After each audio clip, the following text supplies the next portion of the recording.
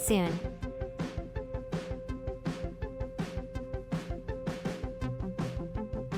Please remember to like, comment, and subscribe on our YouTube channel now. At Blind Community Thrift Store on YouTube, and more info about this radio reading service, Navalins, and the Blind Community Thrift Store at www.blindcommunitythriftstore.com. The Blind Community Thrift Store radio reading service will begin shortly. We will be reading local news from around the Southwest Missouri area, Monday through Friday, 10 a.m. to 12 p.m. on YouTube, KSMU, and on the Audio Reader Network at Kansas University.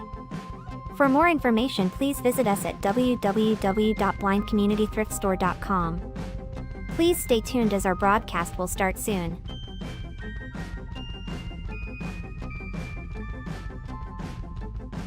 Please remember to like, comment, and subscribe on our YouTube channel now. At Blind Community Thrift Store on YouTube, and more info about this radio reading service, Navalins, and the Blind Community Thrift Store at www.blindcommunitythriftstore.com. The Blind Community Thrift Store radio reading service will begin shortly. We will be reading local news from around the Southwest Missouri area, Monday through Friday, 10 a.m. to 12 p.m. on YouTube, KSMU, and on the Audio Reader Network at Kansas University. For more information, please visit us at www.blindcommunitythriftstore.com. Please stay tuned as our broadcast will start soon.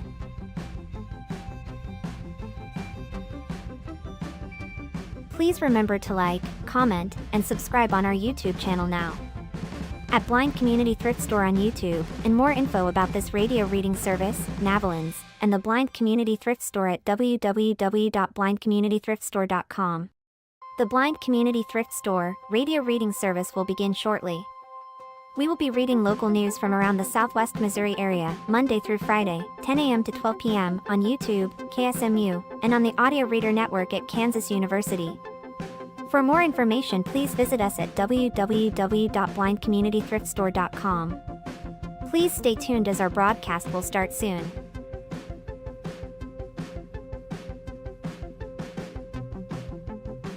Please remember to like, comment, and subscribe on our YouTube channel now. At Blind Community Thrift Store on YouTube, and more info about this radio reading service, Navalins, and the Blind Community Thrift Store at www.blindcommunitythriftstore.com. The Blind Community Thrift Store radio reading service will begin shortly. We will be reading local news from around the Southwest Missouri area, Monday through Friday, 10 a.m. to 12 p.m. on YouTube, KSMU, and on the Audio Reader Network at Kansas University. For more information, please visit us at www.blindcommunitythriftstore.com. Please stay tuned as our broadcast will start soon.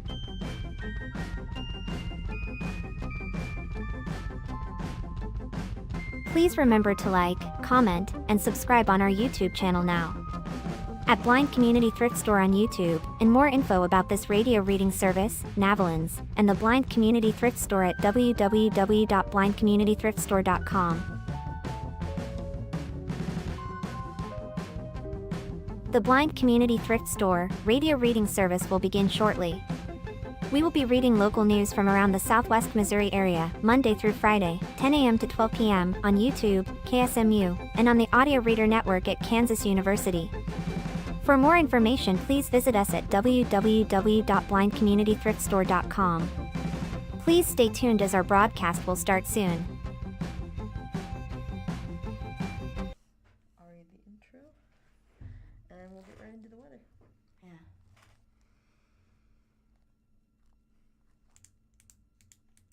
Oh, we're gonna want to make sure you don't click the pen while we're recording, just because it's audio based. Right.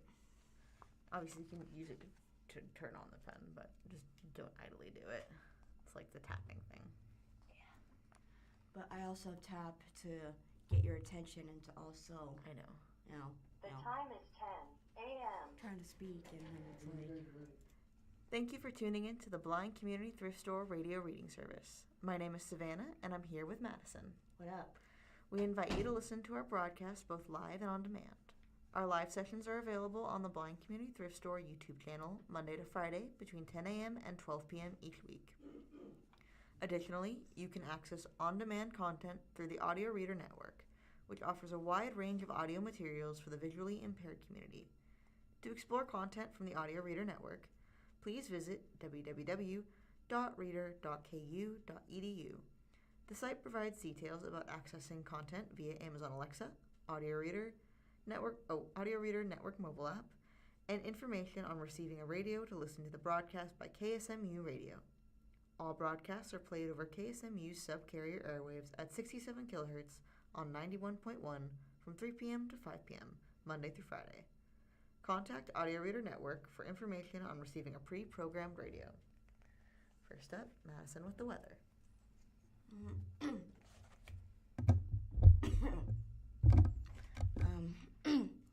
This is from Ozarks first, and the article starts with the title, Rainy Weather Persists Through Part of the Weekend.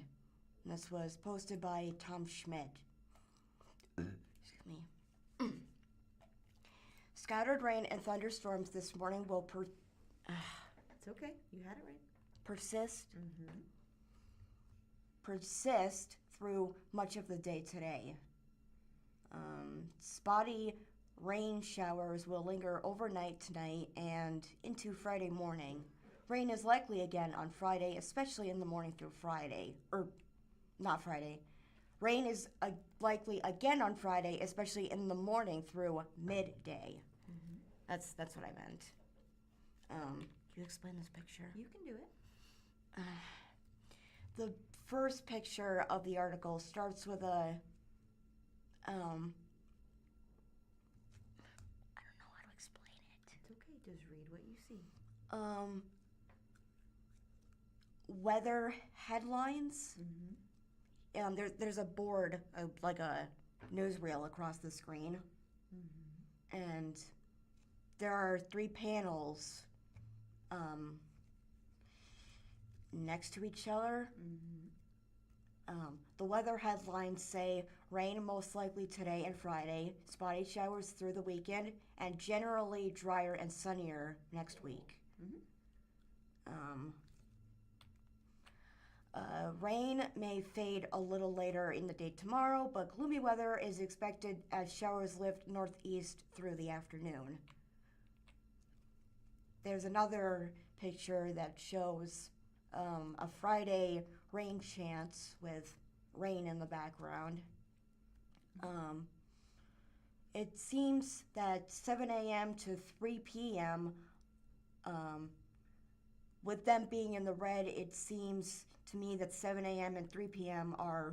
is when the most % chance of rain will occur.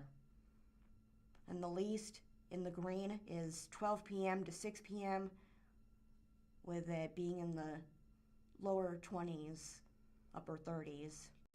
As for the red ones, upper 70s. So the information being conveyed is that there's the highest chance of rain at 7 a.m. and 3 p.m. separately. With the lowest of rain chance being 12 p.m. and 6 p.m. Yes. There will be a break midday, and then it will taper out at the end. So it'll just go like this. Yes, they can't see. Oh, I mean, they'll go up and down. It'll go up and down, basically. Yes, like scattered showers, as described. Right. Rainfall amounts will be between 1 inch and 3 inches. That's what it means, right? Okay. Isolated higher amounts are possible, and the flood risk is overall low. Oh, that's good. What's graph model? So there is a panel on screen that shows a visual representation of where the graph above that listed the times of when the rain would hit, and it shows when that rain will hit across the entirety of Missouri at 7 p.m. on Saturday evening. What does FT stand for? Fort Wood. With Fort Wood, no, not Fort Wood, with Rolla getting the least % chance of rain. Or, I meant Farmington, not Rolla. Farmington will get the least amount of rain, with it be 1 inch, and It'll be 0.01 inch. or 0.01 inch, with Missouri, or Monet. not Missouri, Monet being the highest, with a 3.22 inches of rain. And Springfield itself will get 3.18 inches of rain. All right. Temperature-wise, we'll find highs in the upper 70s today and Friday, and the weekend will come with slightly warmer weather in the low 80s. Is there a way you can zoom in? There are 3 panels that show this exact information in a visual format, with today being in the mid-70s, tomorrow being in the or tonight being in the low 70s, high 60s, and tomorrow being in the high 70s. Speaking of the weekend, rain will linger into both Saturday and Sunday, but coverage will be more spotty and it won't be a washout. In fact, we may even find moments of sunshine during the day on Saturday and especially on Sunday. Yeah. There's another picture that shows the weather during the weekend. Saturday will be scattered showers and storms with southeast winds 5 to 10 miles per hour, with the temperature being 81 degrees in the highs and 66 in the lows. And Sunday will be spotted showers and storms with southeast winds, the same wind speed as before, and the higher temperature will be 1 degree higher than yesterday. How about we read the number? Or 82, Mm-hmm. with it being 65 in the low. Mm-hmm. So in the high temperature, one goes up, and in the low temperature, one goes down, basically. Yes. The forecast next week feels a little up in the air to me at this point. Rain chances remain low as a trough Mhm. in the east U.S. begins to take over the overall weather pattern. This change will usher in drier, less humid air for much of next week. Despite the drier air, there's a roughly a 20% chance for showers each day.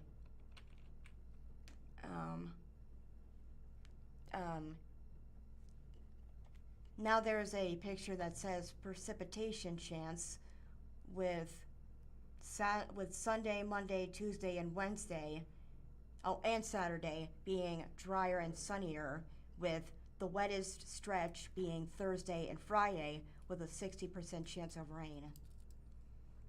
And the next picture is a part of the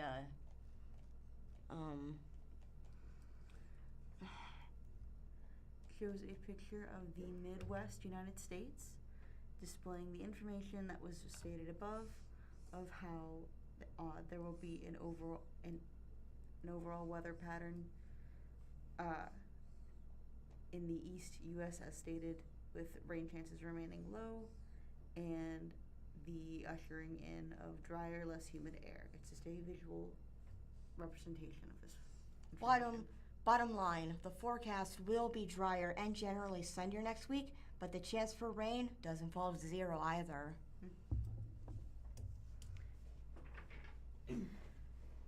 From the Springfield News-Leader, Missouri bill gives women access to year-long birth control supply. Article written by Anna Spore.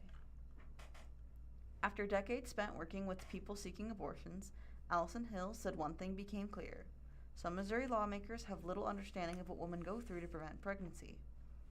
It is very difficult to take time off work, to find childcare, to drive somewhere to get birth control, to pay for birth control, Hill said to The Independent. And that's getting harder and harder as funds are cut for places that offer birth control. Hill, 71, previously worked at Hope Clinic across the Mississippi River from St. Louis in Illinois. She was among dozens of Missourians who advocated for expansions of birth control access this year. The article is broken up by a photo of, a zoomed in photo of birth control in an aesthetic lighting. I cannot begin to count the number of patients who came to us because they had run out of birth control, Hill told lawmakers earlier this year. The legislature earlier this month approved a health care bill that, if signed by Republican Gov. Mike Kehoe, will allow anyone in Missouri who is prescribed oral contraceptives beginning in 2027 to pick up a 12-month supply at one time, rather than visiting the pharmacy every few months for refills. Right now, women on Medicaid can access an annual supply. This law would expand the same parameters to include private insurance. Dozens of Missourians filed testimony supporting this legislation. They included a mother of 2 who uses hormonal contraceptives and finds it can be difficult to squeeze in a trip to pick up birth control multiple times a year while juggling work and family. Another woman who lives in a small rural community said the only reason she could get birth control before the sole pharmacy in town closed at 5 p.m. was because her job offers some flexibility in hours. Another shared that she takes contraception prescribed to help with endometriosis.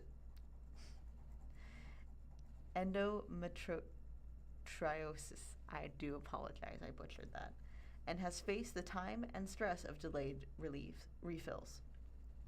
State Senator Patty Lewis, a Democrat from Kansas City who co-sponsored the legislation, called the bill a common-sense measure that will help scores of women across Missouri. As a nurse, I have seen firsthand how barriers to coverage can create real problems for people's health, their finances, and their families, she said. State Representative Tara Peters, a Republican from Rolla, characterized the bill to colleagues as an act of civility. Peters, who co-sponsored the bill, is among a bipartisan group of women who have filed similar legislation over the past several years, facing pushbacks from insurance companies and confusion from some lawmakers who incorrectly grouped birth control with abortifacients. This year was different. The power that he decided that healthcare is a priority this year.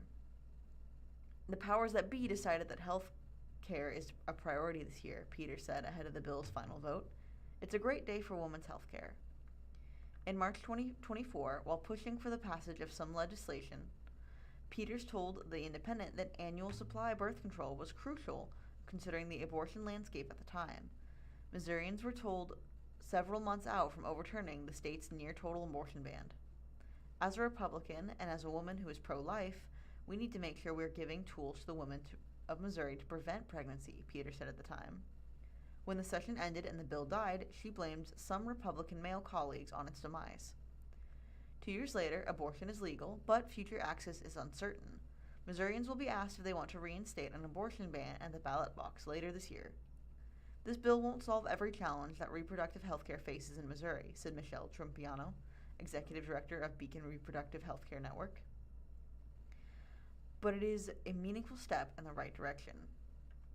It's an interesting time where we know that there's a lot of challenges that Missourians continue to face regarding reproductive freedom, Trumpiano said.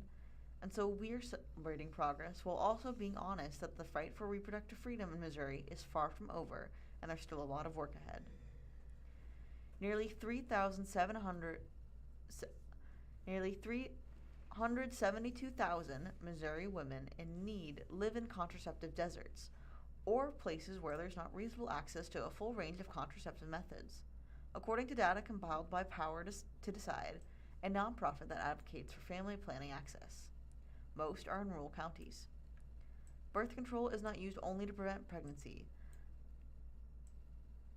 but also to treat a wide range of medical conditions, including endometriosis, heavy menstrual bleeding, and polyendocrine metabolic ovarian syndrome, said Dr. Colleen McNichols, chair of the Missouri section of the American College of Obstetricians and Gynecologists. Ensuring patients can access a consistent supply of these medications means fewer interruptions in treatment and better health outcomes for women across Missouri. And that is the end of that article.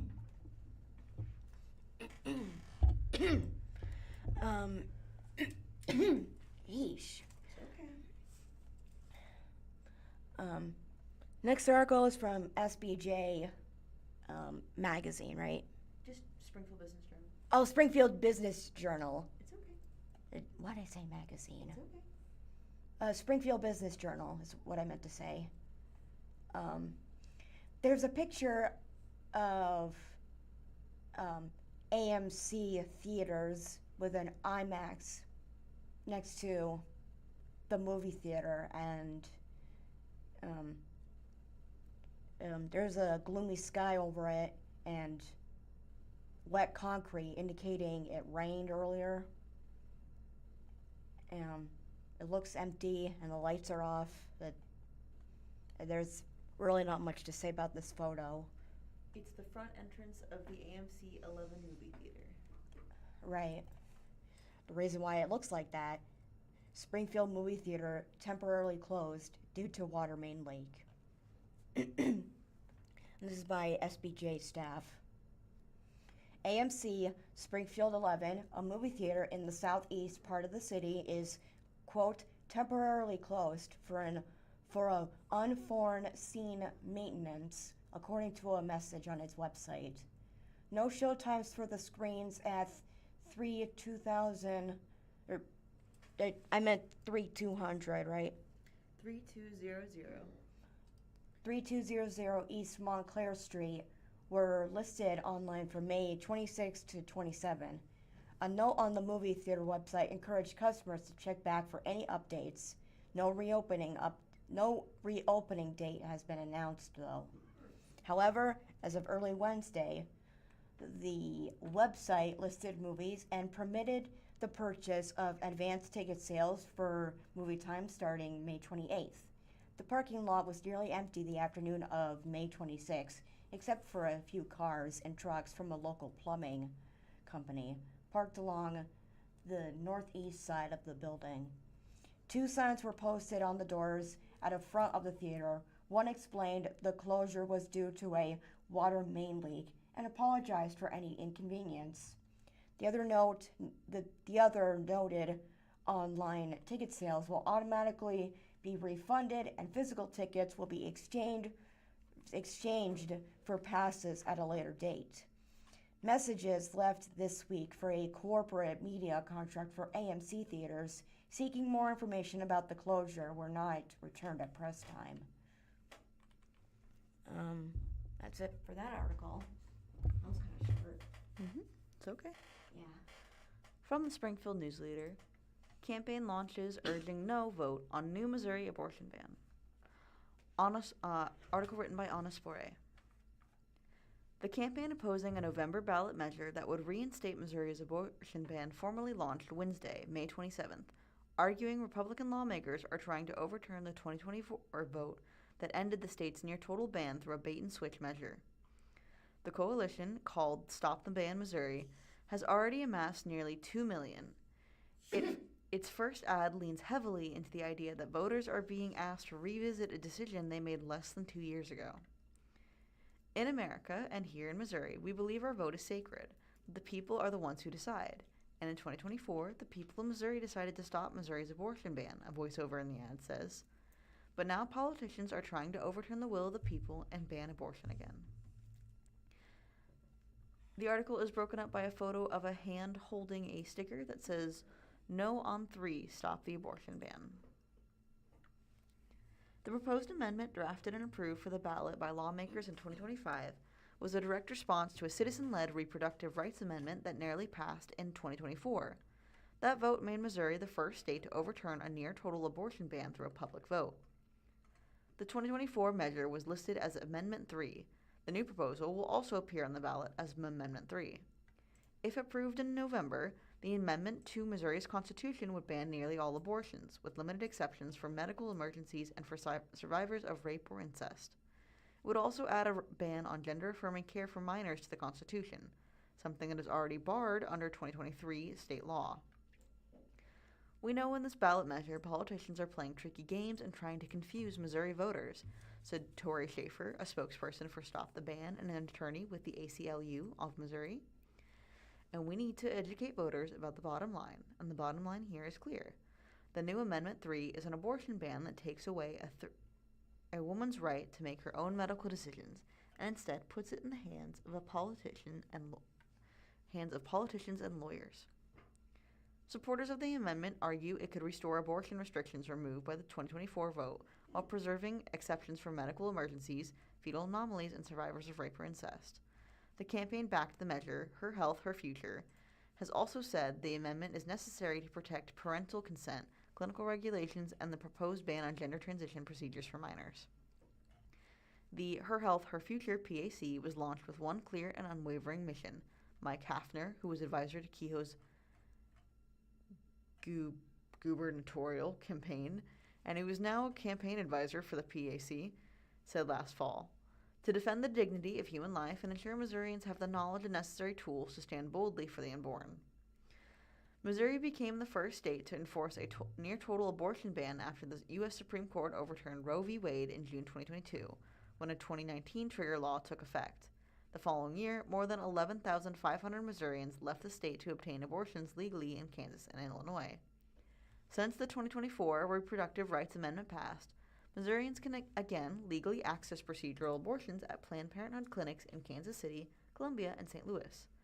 Medication abortion is legal, but remains inaccessible pending a state court decision on what regulations on abortion and abortion providers are now unconstitutional under that Reproductive Rights Amendment.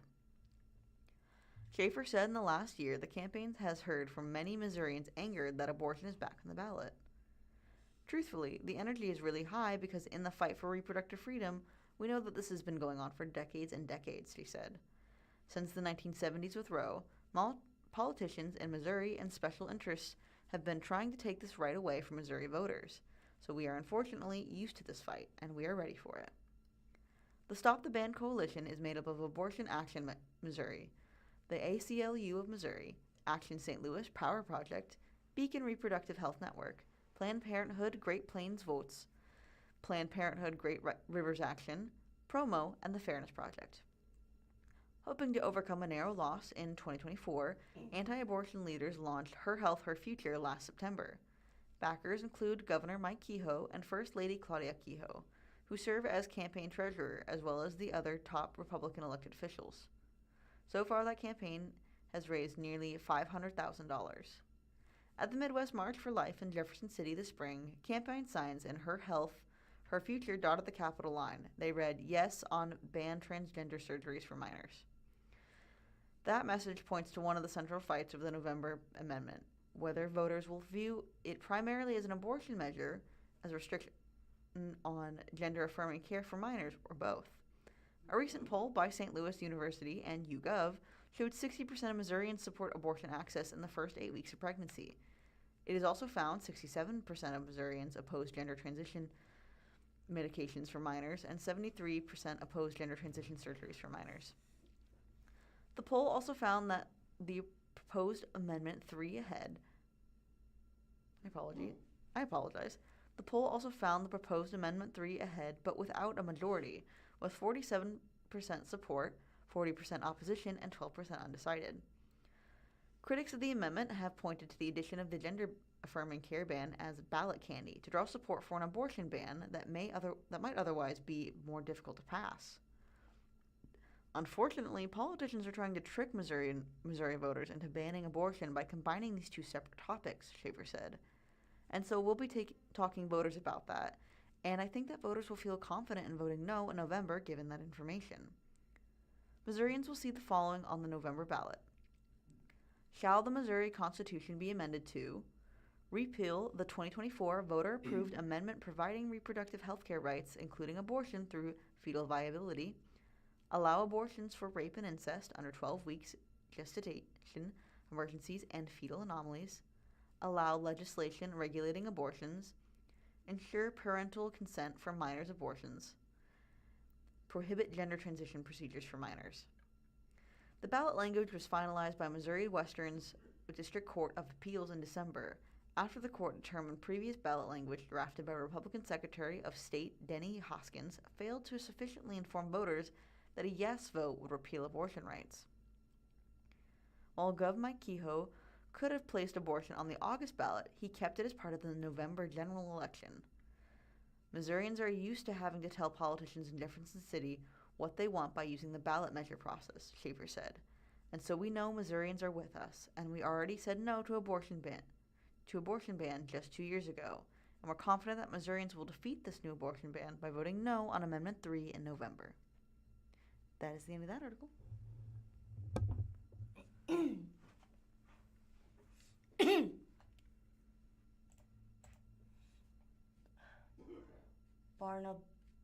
What?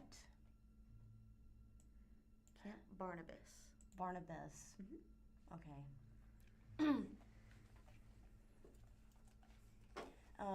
Camp Barnabas picked for, hold on, what does K mean? 1,000. Okay, $600,000 challenge grant. Huh. This is by Jeff Pickle. Camp Barnabas, a Christian summer camp in Purdy for people with disabilities and chronic illnesses, has been selected for a challenge grant. The summer camp, operated by the Barnabas Foundation, must raise $1 million by April 14th of 27 to receive the $600,000 challenge grant from the GE and LE Maybe Foundation, according to a news release. Is that a L.E. Mubby. Oh, Ellie Mubby. Sorry. Okay. The nonprofit has raised $3,000 and $370,000. 300 and what? $370,000 to date toward the challenge grant, said Abby Smith, marketing director for the Barnabas Foundation. This grant is a tremendous opportunity, but it depends on the support of our community. Every donation brings us closer to unlocking these funds, Barnabas Foundation CEO Bernadette Losh said in the release. The funding would be used for the nonprofit's Accessible Cabin project. To date, more than $3 million have been invested to complete the first of 5 accessible cabins. The project raised $1.2 million last fall during the Glamping for Camping fundraiser, according to the release. Construction on the remaining 5 cabins is slated to start this fall, pending completion of the campaign, officials say.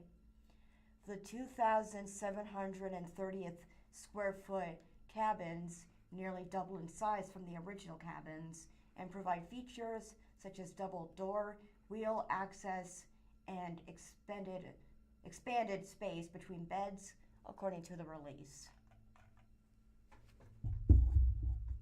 And that's it for that article. I don't know why my throat is so sore. It's okay. How about you drink some water? From the Springfield Business Journal. Second Marshfield Data Center pauses plans. Article by Karen Crago. The article starts with a photo of the proposed lands that would have been used for the data center, and then transitions to another photo of the Marshfield Industrial Park. An official with Swarm Systems Incorporated said his company is pausing in its effort to establish a data center in the industrial park within the Marshfield city limits. We're going to take a beat, the official Amar Atief said in an interview. You mean break? Nope, it says beat. Okay. At this point, it's okay. At this point, that's not hard, according to Atief, who said the project had been mostly theoretical to the point, a fact-finding mission, as it was described by Marshfield City Administrator Sam Rost in recent Springfield Business Journal reporting. Atief said the fact-finding has included a review of factors like zoning, power, and environmental considerations. We haven't completed any of that, he said. It's not an active project. and now, he said, the company is pausing its review. If we choose to re-engage, we will have a public forum first before we get to any city submittals, he said. ATF said projects should begin by approaching the community. If we choose to make it an active project, we'll get in front of the community first, he said. They'll know about it before anybody. ATF said some in the community may want to stop the project, but as of now, there's nothing to stop. Nothing's been started yet, he said. He declined to disclose the company's investment towards pre-development efforts or the projected cost of for the facility. Swarm Systems expressed an interest in an 8.2-acre portion of a large parcel of property at 630 George Street in the city's industrial park, a site that is about 4 miles from the Lumen Solution Center in unincorporated Webster County, according to the SBJ review of Webster County assessor records. Renderings of the data center in a recognizable Marshfield setting appeared on the Swarm Systems website as recently as May 18th, though the images and information were removed that day. The website referred to the site as the Missouri campus, and it promised 20 megawatts ready for service in mid-2027. There was a button for potential clients to submit inquiries. The disappearance of the webpage is consistent with ATF's characterization of a project that is on hold. Prior to that, the company was actively engaged in a review of the site, as emails between ATF and the city reveal. A January email from ATF to city officials explains, at a high level, the proposed use is a non-public data center building that primarily housing computer services and related electrical and mechanical infrastructure. Staffing is limited, and the facility is largely automated, with on-site operation teams performing periodic preventive maintenance. The email describes a facility with 60,000 square feet of building area, subject to change during design, with a maximum height of 39.5 feet. Parking would be sized for the largest shift, estimated at 15 employees, and outdoor electrical and mechanical equipment and emergency standby generators would support the building on a standby basis. Ross confirmed that the formal plans were not submitted, and he noted that the parcel split was not yet recorded with the county's recorder's office. Ross said that kind of inquiry is not uncommon. We get a lot of calls and a lot of inquiries about things, and 99.9% of them never come to fruition, he said. He said there's a public perception that the city has lied to the public about the data center, with many residents wondering why the community was not told about the conversations that took place. Questions from site selection teams are routine and often come to nothing, according to Rost. While there's conversation about a data center possibly going in, the parcel could just as easily be sold to a neighboring manufacturer for expansion. Till we have something set in stone, this is just another inquiry, he said. Sometimes inquiries do come to fruition, Rost added, given the example of a Scooter's Coffee that is soon coming to Marshfield. That's another development that wasn't talked about in early stages, he said. Ross said he has multiple examples of site research that results in nothing, among them a car wash that was almost developed and on site near the city's Walmart store, but then ultimately was abandoned by the developer.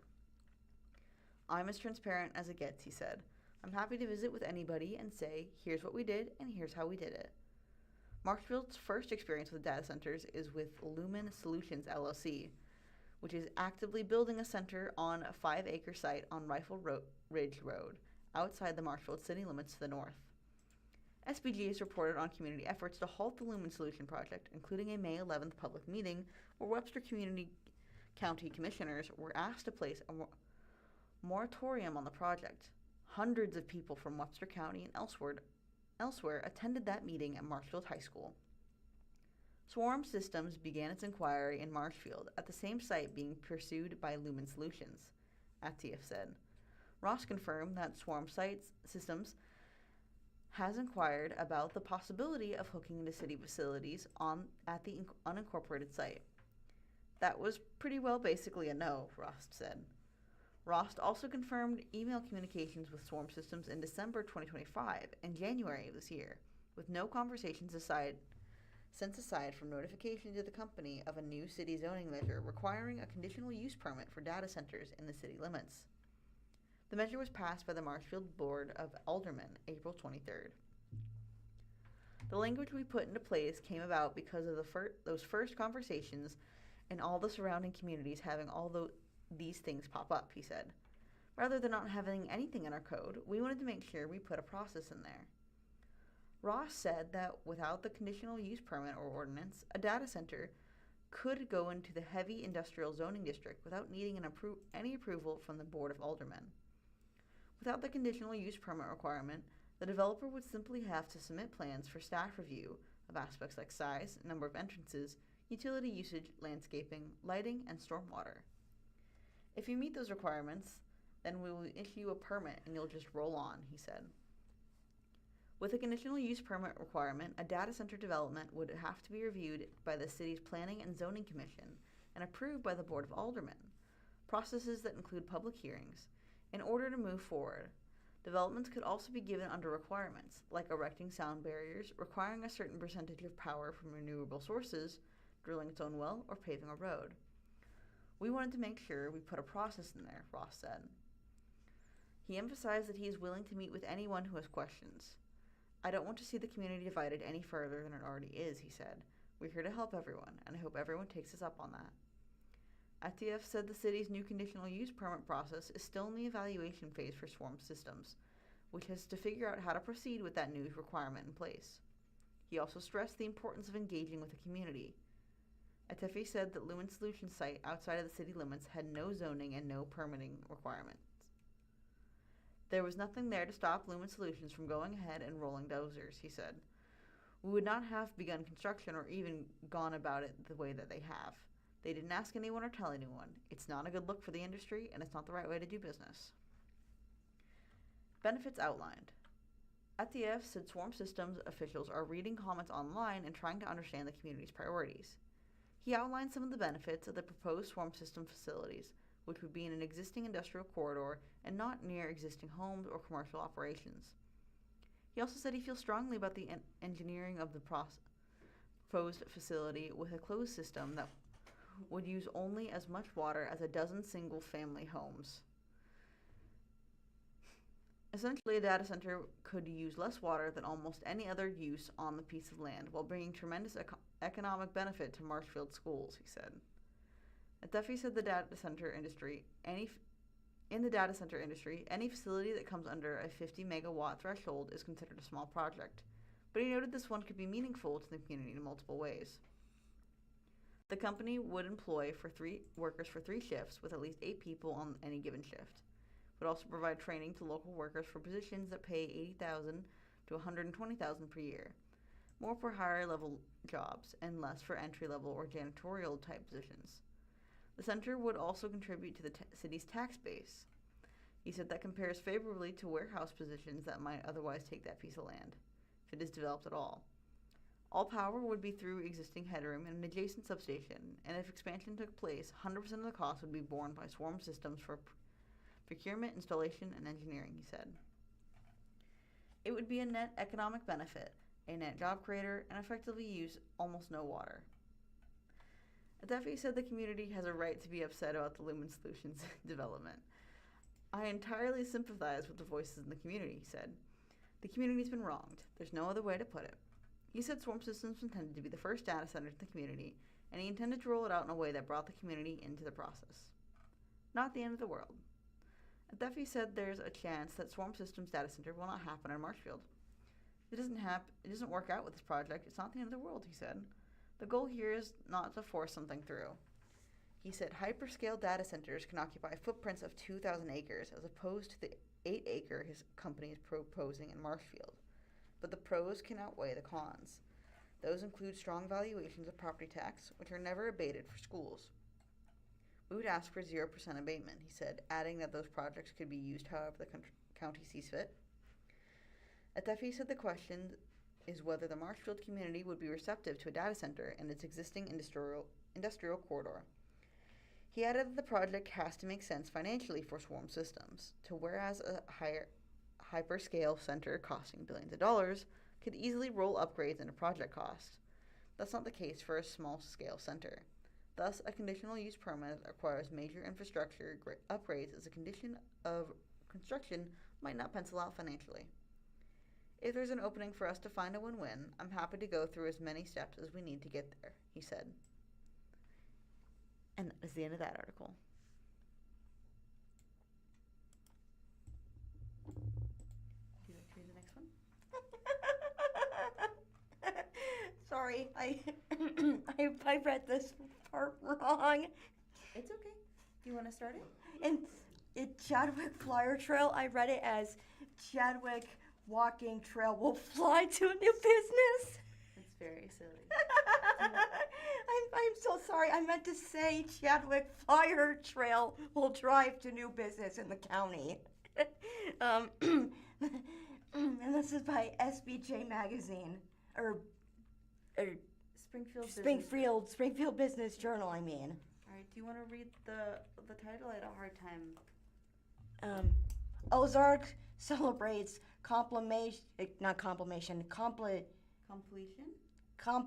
completion of a $5.4 million Chadwick Flyer Trail Bridge. Officials say the project that spans over Highway 65 wrapped on time. This is by Mike Cullinan. Cullinan, yeah. Sorry about that. Do you want to keep reading? A few weeks after the Chadwick Flyer Trail Bridge in Ozark first opened to foot and bicycle traffic, over 100 people were on site at the newly constructed multi-million-dollar structure on May 14th to celebrate its completion. City of Ozark officials say work on the pedestrian bridge that crosses over Highway 65 finished on time and with a price tag of roughly $5.4 million. Dang.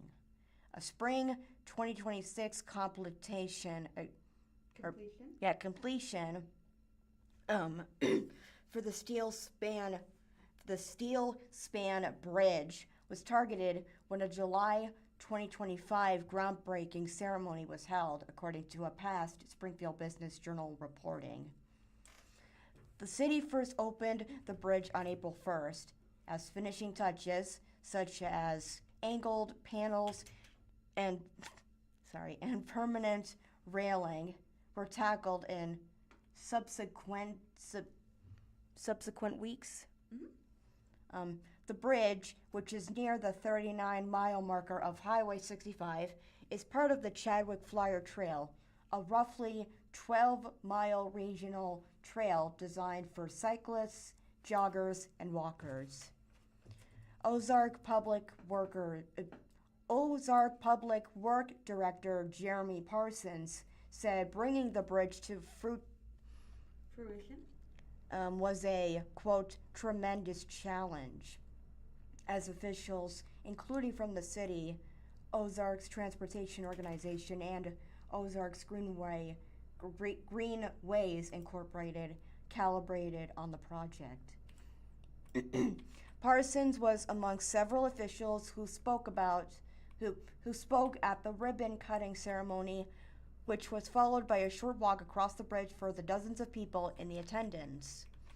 Parsons said the bridge provides, quote, a chance to say welcome to Ozark, where we value the quality of life, outdoor living, connection to our beautiful landscape, to our rivers, to our culture, to our history, and to our neighbors. Rad Matcher Brothers Excavating Company, and that's what CEO stands for, right? Company Incorporated.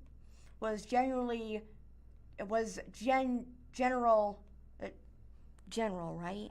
Was general contractor. For the project, while engineering work was by Crawford Murphy and Tilley Incorporated. What's so cool about the alignment that you see behind you, this is the precise alignment of the old Chadwick Flyer, Parsons said.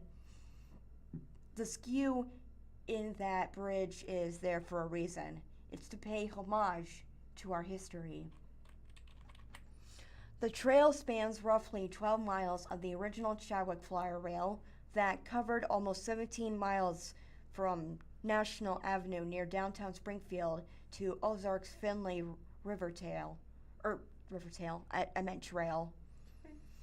In development since 2019, the project is a collaborative effort between the City of Ozark, OTO, and Ozark Greenwaves. A cost study completed in 2024 for part of the Greenway Trail project puts the total price tag estimate to over $30 million. The project, which Parsons said included building an additional roughly 4,000 linear feet near the overpass, totals near 7,000 feet and ties to a portion of the trail on property owned by Tracker Marine near North 21st Street. Right here it says matching the vision. The bridge absolutely matches the vision, Parsons said, noting the project served as one of the most daunting components of the trail as officials had to study the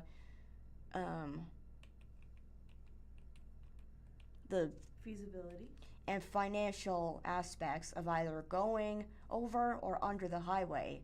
He said that section of Highway 65 averages around 65,000 vehicles a day, citing Missouri Department of Transportation data. Transportation. What did I say? You said transition. It's okay. I meant to say transportation. It's okay. 65,000 vehicles on Highway 65? That's funny.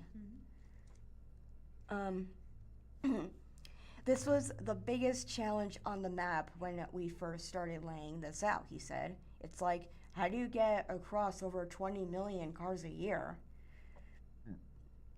This was glaring at us when we were in the planning phases, and I think we did an amazing job of saying, let's not only accept the challenge, let's turn it into an opportunity. Wise words. Ozark Mayor Don Currents said the ribbon cutting ceremony is a celebration of a project years in the making. It's so excited to have increased new opportunities for recreation, wellness, just connectivity between our city and other cities in this area, and we are proud to celebrate this milestone, he said. OTO Executive Director Sarah Fields said she could count at least half a dozen funding partners in the audience that have contributed towards the Chadwick Flyer Trail project. Our original vision was connecting communities through trails, and we didn't know how we would react to that vision, she said. It took some partners to get out there, Partners that saw the vision for a transportation connection, for a recreation connection, and for a tourism connection. Nearly $1.2 million for the bridge project was provided to the city of Ozark from the federal government. I meant to say Federal American Rescue Plan Act funds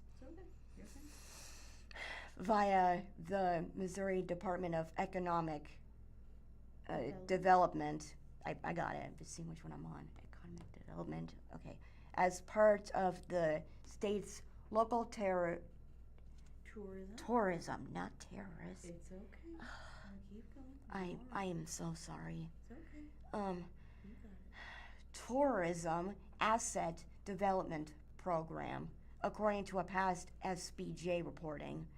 Additionally, it received funding for OTO, the City of Ozark, Christian County, and Ozarks Greenway, which supplied money it received from the Bass Pro Shops and Cabell's Outdoor Fund. While MO-DOT didn't have a financial contribution,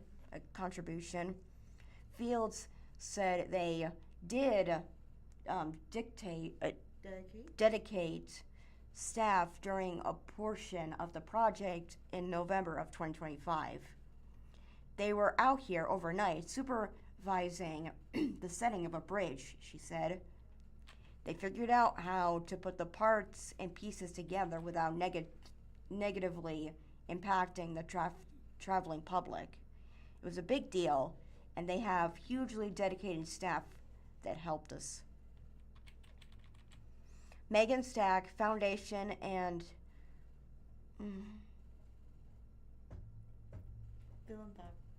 Philanthropy?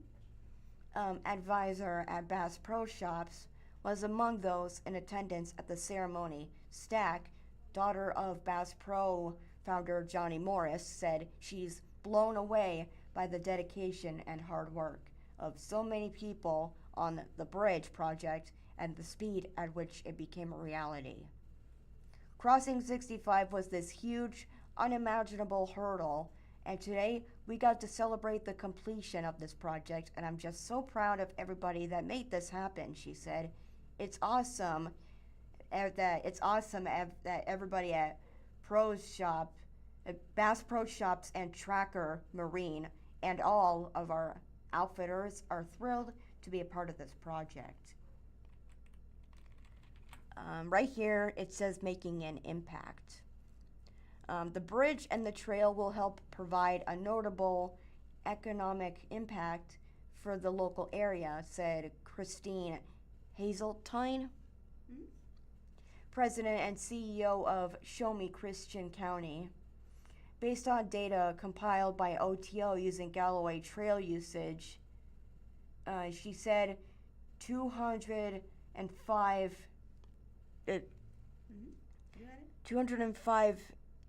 no, not thousand. Yeah, 1,000.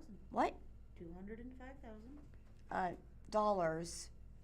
Or no, not dollars. 205,000 people are estimated. Okay. Are estimated to annually use the Chadwick's Flyer Trail.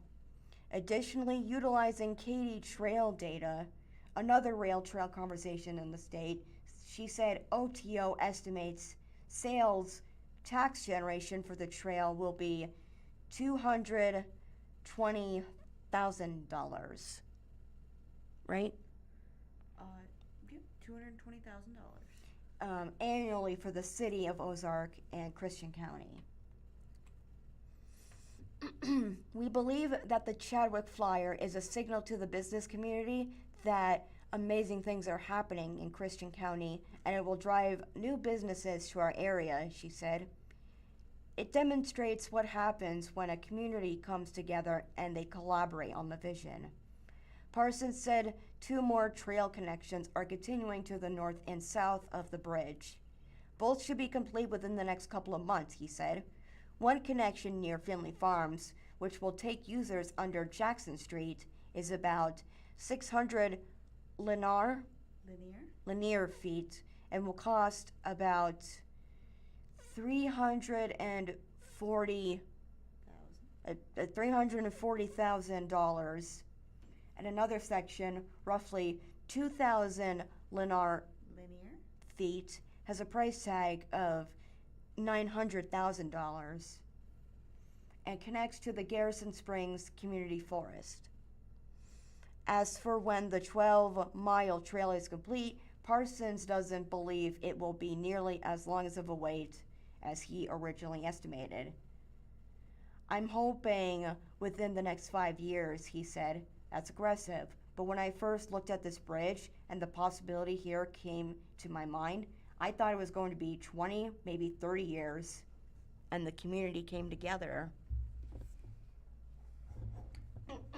That's it for that article. From the Springfield Daily Citizen, Dr. C.J. Davis takes helm as CEO of Centerstone after merger. Dr. C.J. Davis has taken on the role of Chief Executive Officer of Tennessee-based Centerstone. Article by Ryan Collins. The article starts with a photo of Brightly CEO C.J. Davis sitting on the left and Centerstone CEO David Guth Jr. as they discuss the merger between the two companies. They are sitting, as it said, side by side, in plaid chairs with a microphone in between them. Photo by Ryan Collins. Centerstone, the largest nonprofit behavioral health organization in the U.S., has ushered in a new top executive as part of a planned transition plan. As part of a planned transition plan following a merger with Springfield-based Brightly announced last year. Dr. C.J. Davis has taken on the role of Chief Executive Officer of Tennessee-based Centerstone, according to a May 27th company press release. Davis served as the CEO of Brightly from 2022 to 2025 and was previously CEO of Burrell Behavioral Health. I'm deeply honored to lead this organization into its next chapter, Davis said. What makes Centerstone special is its commitment to innovation and compassion and meeting people where they are. We have an opportunity to help strengthen behavioral health care in communities across the country, and what works has never been more important. Former Centerstone CEO David C. Guth Jr. will take on the role of CEO Emeritus as part of a retirement plan through 2027, according to the press release. Guth joined the company in 1988 and became CEO in 1991, transforming Centerstone into one of the largest nonprofit behavioral health organizations. After working alongside CJ throughout this affiliation and integration, I have tremendous confidence in his leadership and in the future of Centerstone, Guth said. The CEO transition plan was announced last year following the news of the merger, which created the nation's largest nonprofit behavioral health organization with physical services offered across 9 states. The company has more than 10,000 employees working across 360 locations in the United States. Centerstone helps operate the 988 Suicide and Crisis Lifeline. Davis will begin his new CEO role by focusing on expanding access to services, strengthening workforce development, investing in technology-enabled services, and growing its community impact, according to the release. The behavioral health company will serve near 250,000 patients annually, with concentration in the Mid-South, Midwest, and Southeastern U.S., according to previous Daily Citizen reporting. That's it for that article.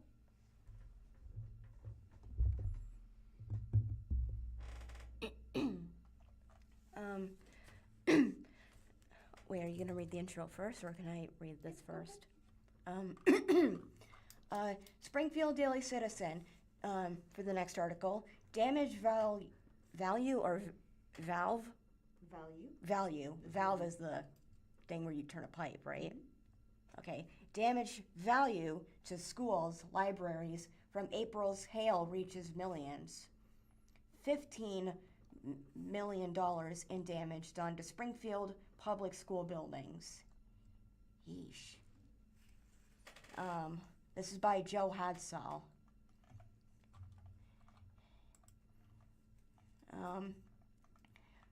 First off, for the article, there's a picture of vehicles parked outside Hillcrest High School as the majority of cars are covered with tarps after suffering the damage from the April 28th, 2026 hailstorm. And this photo was taken by Joe Hadsall.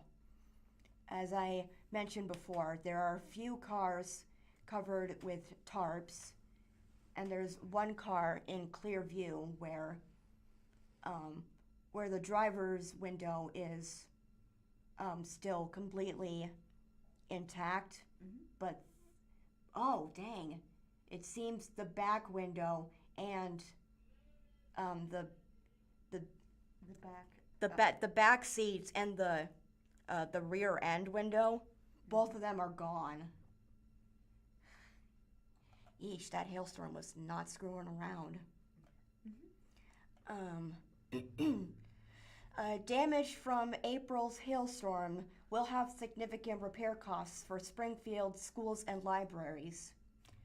The governing boards for Springfield Public Schools and Springfield Greene County Library District heard updates about damage costs during meetings last week. While insurance coverage will handle the bulk of costs, coming up with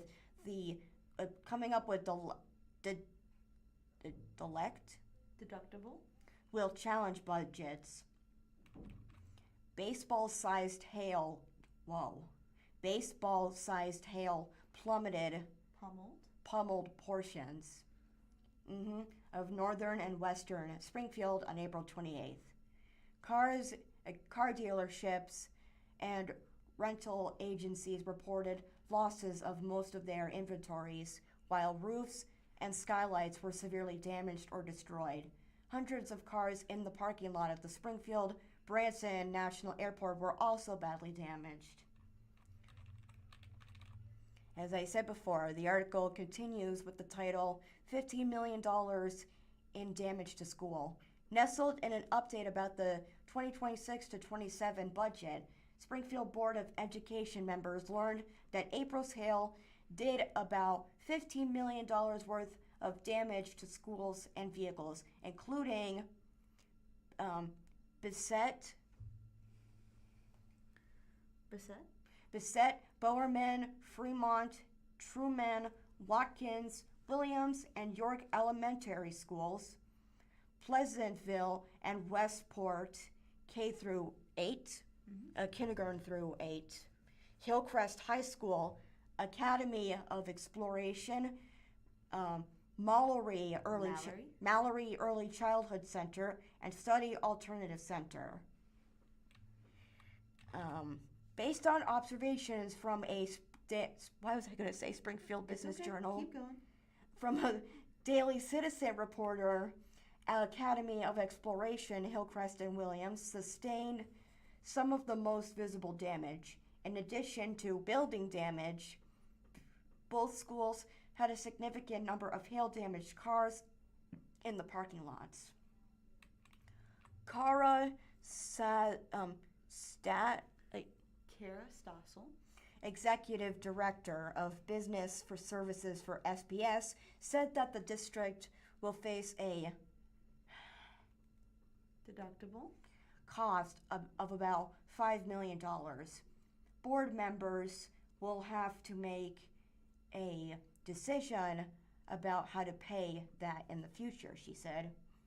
One possible source of money is the district's operating fund balance, also thought of as a rainy day fund. The district's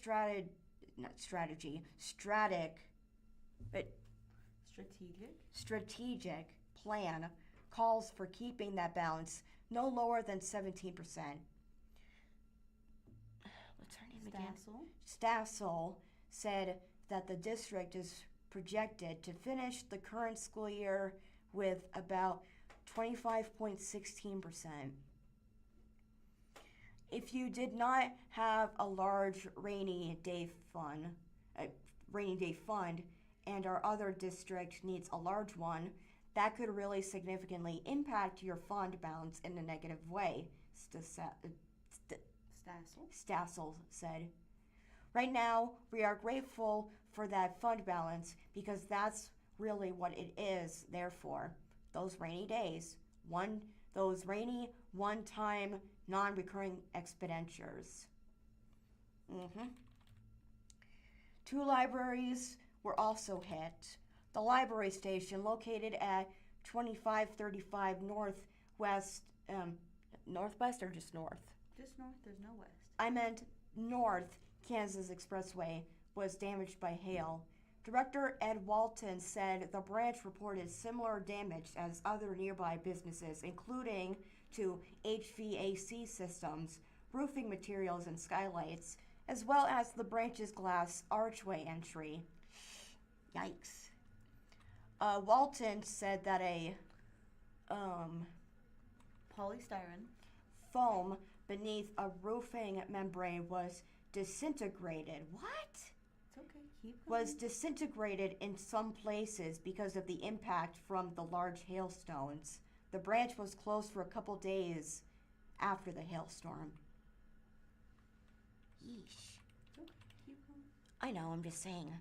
I know. Like I said, hail doesn't mess around. I know. The hailstorm that hit Springfield also caused damage in Republic. The New Republic branch escaped much of the storm's wrath, but it still was dealt damage to panels and a glass entryway. Walton said that the damage to both locations will cost hundreds of thousands of dollars. The library is awaiting a final report from its adjusters. Minor damage was reported at the Library Express West, an automatic kiosk located at 3872 West Chestnut Expressway, but the damage there was not enough to reach the library's Deductible. However, the board will hear updates and consider payment proposals for a repair in an upcoming meeting. That's it for that article.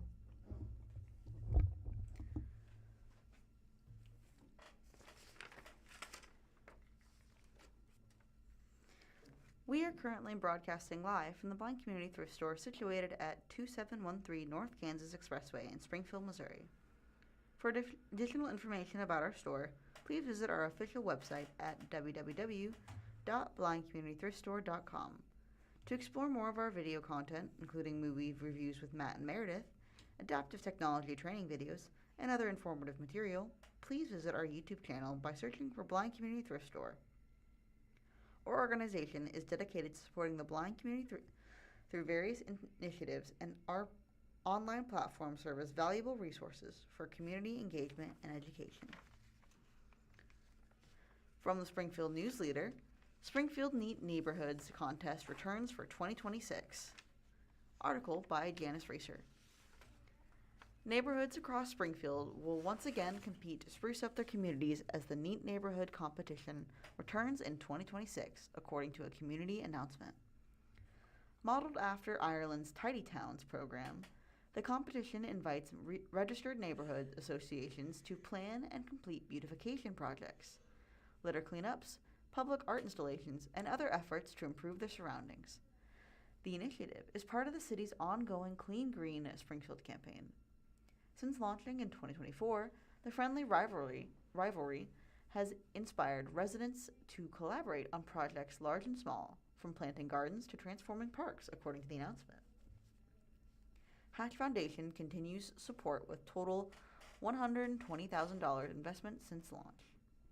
The Hatch Foundation has committed a total of $120,000 to the competition since its launch, continuing its investment in projects that make Springfield cleaner, greener, and more connected.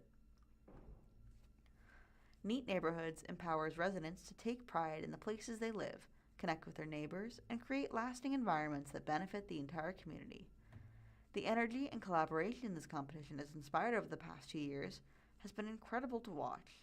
Aaron Donastasio, Executive Director of the Hatch Foundation, said in the announcement, "When neighborhoods work together to improve their community, it creates a ripple effect that strengthens Springfield for everyone. We're excited to continue supporting the creativity and momentum growing across Springfield." Projects completed between November 1st, 2025 and November 1st, 2026 will earn points in 4 categories: community planning and development, public places, parks, roads, streets, and alleys, green spaces, tidiness, and litter control. Points will be awarded based on volunteer engagement, time investment, creativity, and the overall impact on the neighborhood. In addition to prize money, the program will recognize a Neat Neighborhood of the Year. Roundtree won Neat Neighborhood of the Year in 2025. Roundtree Neighborhood Association was named Neat Neighborhood of the Year in 2025. Winning Neat Neighborhood of the Year in 2025 was an honor for Roundtree. We saw many neighbors come together to make better our community. Every participating neighborhood brought creativity and hard work. We can't wait to see what neighbors do next. Bring on the competition, friends, said Peggy Wise of Roundtree Neighborhood Association.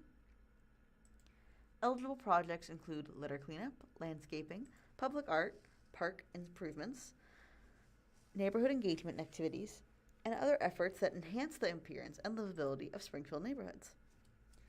Neighborhood teams are encouraged to register now and submit projects throughout the year as they are completed. Neat Neighborhood is part of the broader Clean Green Springfield initiative, launched in 2021 to encourage residents, businesses, and organizations to work together towards a cleaner, greener, and more connected community. For competition details, registration, and information and project submission guidelines, visit cleangreensgf.com and click on the Neat Neighborhoods link under Participate. And that's the end of that article.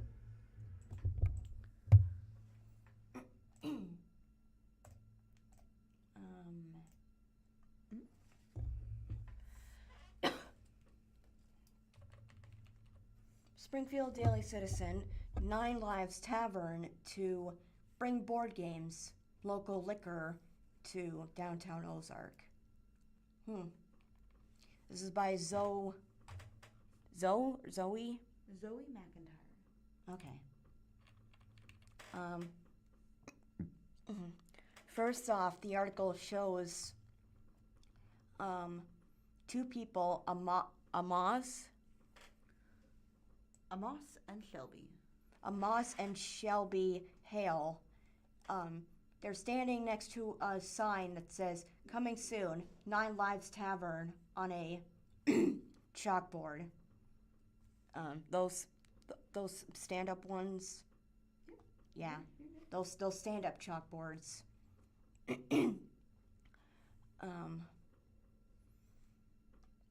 I can't really describe the building though. It's the front entrance of the 9 Lives Tavern. But what would you describe it as? Like, it's brick? Yep, it's a brick face with glass windows and a glass door. Oh, with a neon sign that says Blue Moon on it. Mm-hmm. Oh, and this photo was taken by Ellie Frystack.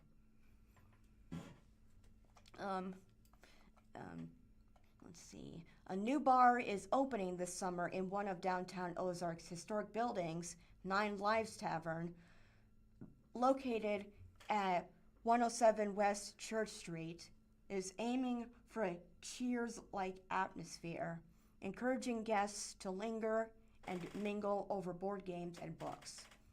Amos and Shelby Hale were newlyweds when they decided to take on the venture. Iguana Roja Restaurante, the property's precious tenant, announced it was closing in November of 2025, a few weeks after the couple married. There's another picture of, is she inside a building or is it outside? She's inside the building, putting the sign 9 Lives up on the inside of the glass. On a late May morning, this photo was taken by Ellie Frystack. "It fell onto our laps," Shelby Hale said.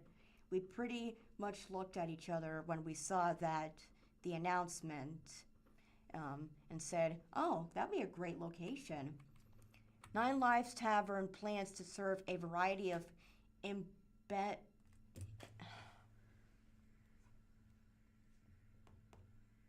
Imbibiments, including liquor from craft distilleries, local to Springfield in Missouri. Amos Hale, who has experience bartending, said the business has filed paperwork for a liquor license and is waiting on approval.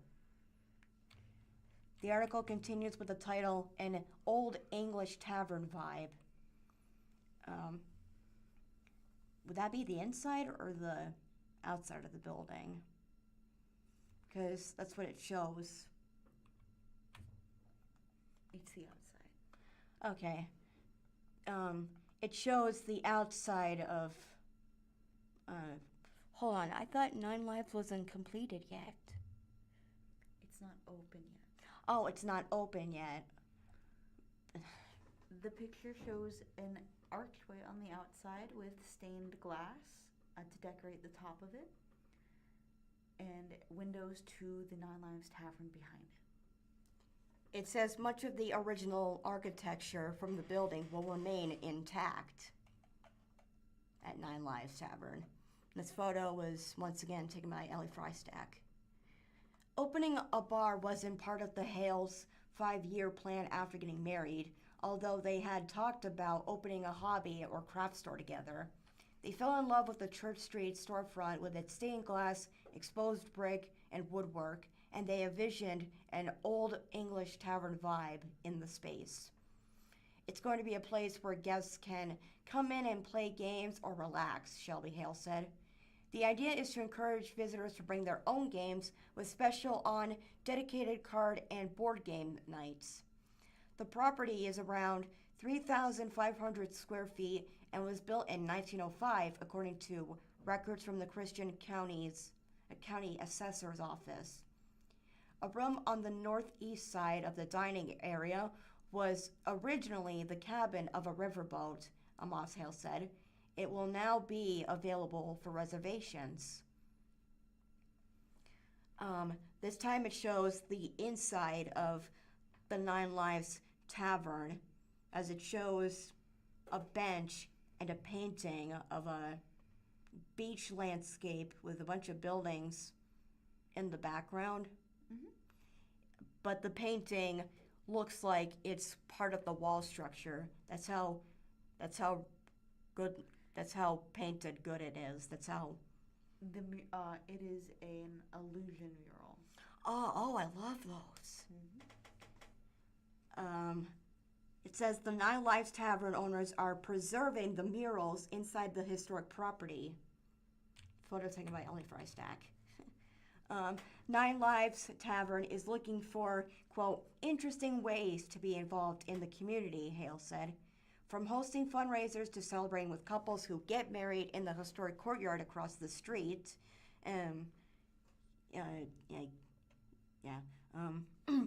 Just since we've been in here working, I've seen 2 or 3 small wedding ceremonies in the gazebo across there.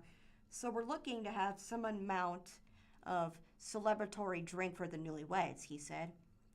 As Nine Lives Tavern's name indicates, the owners are cat lovers. Aww. They would like to host fundraising nights and possibly adoption events in collaboration with local rescues. Aww. That's it for that article. That's so sweet. From the Springfield Daily Citizen, custom Steinway piano, one of the new gifts announced for MSU's Alumni Center. Construction remains. Alumni? Do you want to look it up? I'll look it up.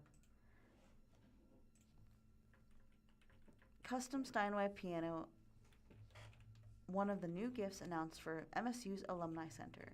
Construction remains on track for fall opening. Article written by Joe Hadsell. It's a graduate or former student from a particular school. Yes. Okay. Remember, we want to write these down and look them up ourselves in the future. It's okay. The article starts with a photo of Missouri State University President Richard B. Williams as he stands on a concrete stage with a plexiglass podium and microphone set up, and stands in front of an incomplete wall of the Alumni Center. Photo provided by Ellie Frystack. Like other homes across Springfield, a living room inside the Clifton M. Smart III University Advancement Center will have a piano. Missouri State University has commissioned the creation of a Steinway Spiro piano for its new Alumni Center. The custom-built player piano will feature the university's Bearhead logo on the underside of the lid. Stephanie Smith, Executive Director of University Advancement Relations, said that a performer can play it normally, or, thanks to technology inside, the piano can be played remotely. We will have the ability to connect to concerts in the Lincoln Center and around the world, Smith said. We can play those concerts on a screen, and then the piano will actually play the concert. This instrument was among the new gifts announced Wednesday, May 27th, by officials with the Missouri State University Foundation. The piano, donated by alumni Gordon Kine and Laura Kine, will be featured inside the Garrett Family Bears Den, named for Mark Garrett, Diana Garrett, and Kimberly Garnett Fott, and Stephanie Garnett Smith. Formerly known as simply a living room, the den will be a comfortable gathering space featuring couches, chairs, a large fireplace, and other luxury home comforts. The article is broken up by a photo of the proposed commission for the piano, which shows the bear on the underside of the lid as stated, with Steinway and Sons printed on the side and Missouri State on the opening board over the keys in a deep red. Photo provided by Joe Hadsall. Those gifts were announced during a brief ceremony Wednesday inside the center. The latest round of gifts pushes the amount raised for the 26 million center to more than 10 million, said President Richard B. Williams. Private donations and the sale of the Meyer Alumni Center to community foundations of the Ozarks has raised a total of about 20 million for the center. That's just absolutely extraordinary, Williams said, and a reflection of the belief from our great alumni supporters and donors that Missouri State University has had a tremendous impact on their lives. No dollar amounts of any of the gifts were announced during Wednesday's event. Other naming gifts announced include the Bart Bailey and Amelia Bailey Counts Executive Breakout Room, donated by Bart Bailey and Amelia Bailey Counts, an advancement office donated by Clarence McElroy, 2 Bear Mobiles, which are luxury golf carts used to transport people from parking lots to different locations across campus. Mary Asher Tierney and Stan and Ethel Kerbo made donations for them. The center has already benefited from donors' gifts over the previous months. It was named for SMART thanks to a 7-figure donation given anonymously.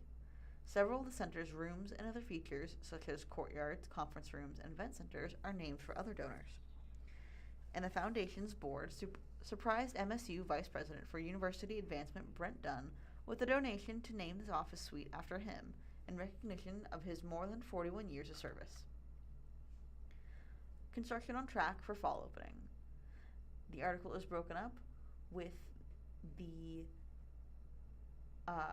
a bear head emblem, the Missouri State logo, that has been placed on the second floor of the building.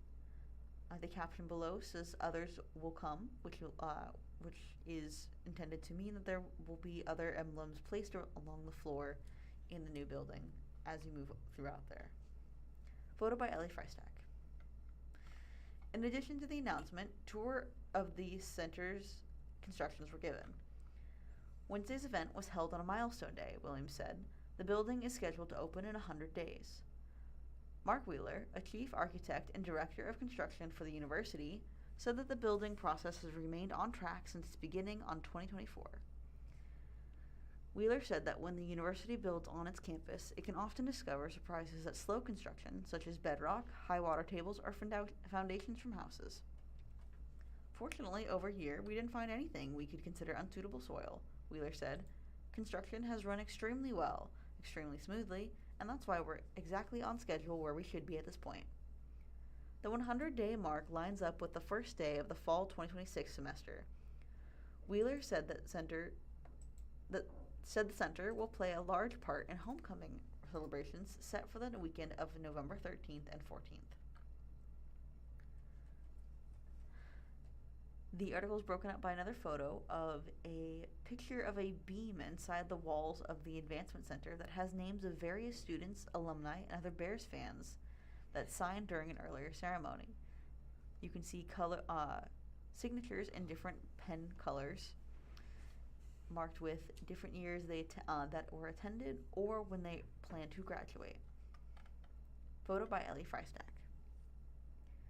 When finished, the 28,000 square foot building will be home for alumni events and services, housing the university's foundation, alumni relations, and advancement departments. Those departments are currently housed in the Kenneth E. Meyer Alumni Center, located at 300 South Jefferson Avenue. That building was sold in February 2024 to the Community Foundation of the Ozarks for $5.8 million.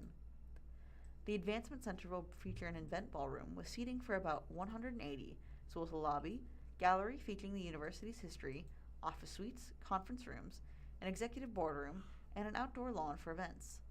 The center will also have finishing touches that speak to the university's mascot, including several logo medallions placed on the floor. In a northern stairwell, a light display will be arranged to take the shape of the constellation Ursa Major. Its placement on National Avenue and Bear Boulevard will be across the street from the Davis Harrington Welcome Center. And that is the end of that article.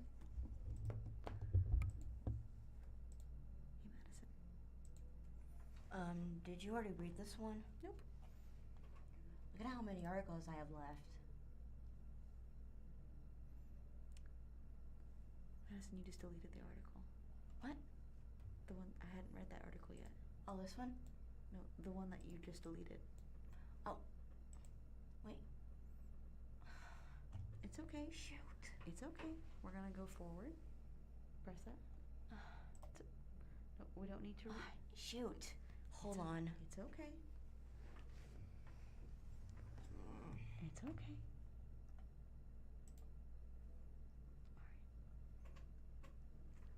Okay, that one. You haven't read this article either, but you X'd out of an article you hadn't read, so I'm gonna pull it up on mine, okay? It's okay. You're okay. Sorry about that, guys.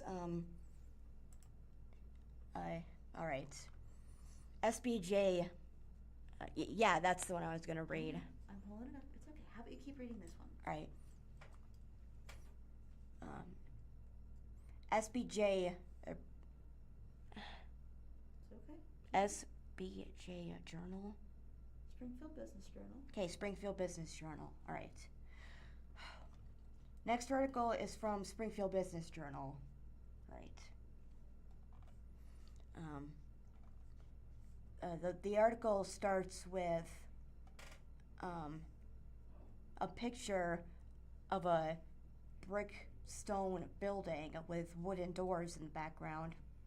I can't tell what kind of building it is. So Is it a church? So Madison, what does this say? Oh, it's Drury University. Mm-hmm. That huge stone building is the school. It's part of the school. Okay, all right. That building that I was talking about, I didn't realize the sign in front of it. It's a picture of Drury University, the school in the background, and the sign up front. It's got a shield for its logo, and it even says founded in 1873. The article says Drury named in lawsuit by former employee, and this was posted by the SBJ staff. Drury University and a school leader have been named in a lawsuit filed by a former employee.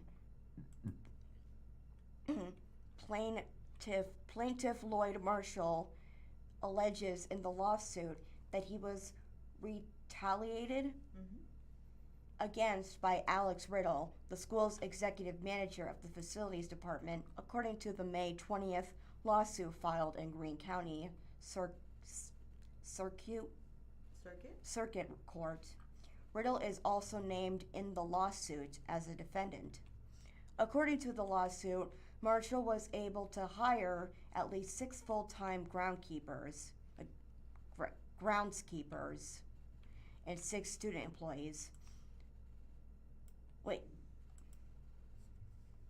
a minute. Did I just read the same line twice? Starting again. According to the lawsuit, Marshall was able to hire at least 6 full-time groundskeepers and 6 student employees.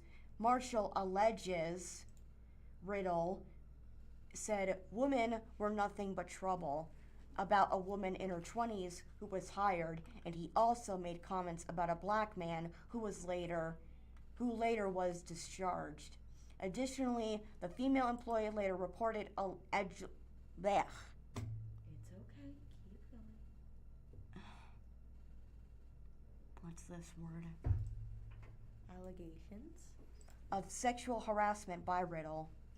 Marshall alleges he faced retaliation for speaking up on the issues.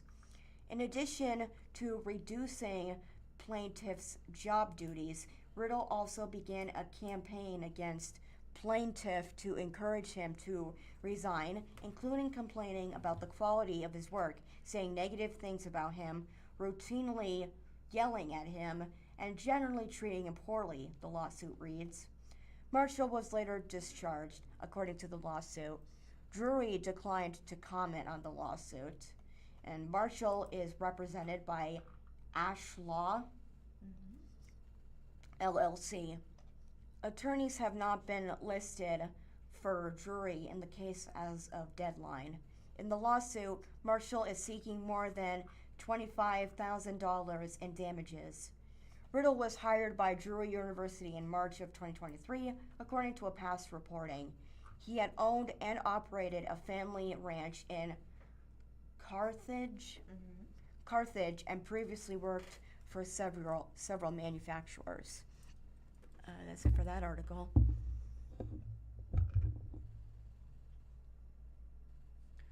From the Springfield Business Journal, Branson nonprofit plans ribbon cutting for tiny homes development. The article starts with 10 tiny homes on a development development square that are not finished yet, as the grass has not been laid, but the homes are up. Article written by Mike Cullinan.